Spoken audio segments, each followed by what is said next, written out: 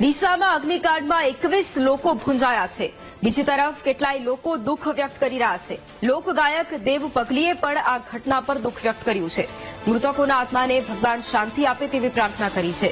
મૃતકોના પરિવારને યોગ્ય ન્યાય મળે તેવી તેમણે માંગ કરી છે અને જે જવાબદારો છે તેમની સામે કડક કાર્યવાહીની સરકારને અપીલ કરી છે।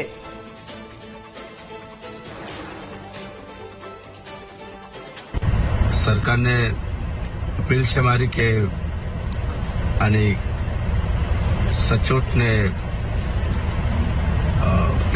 कायदेसर कार्यवाही करजो केम के मैं जे वीडियो जोया छे बहु भयंकर वीडियो हता अने बहु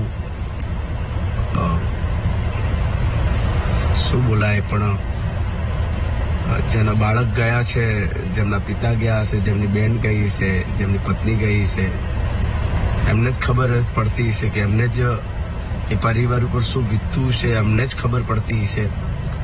તો અને ખરેખર કાર્યવાહી કરજો।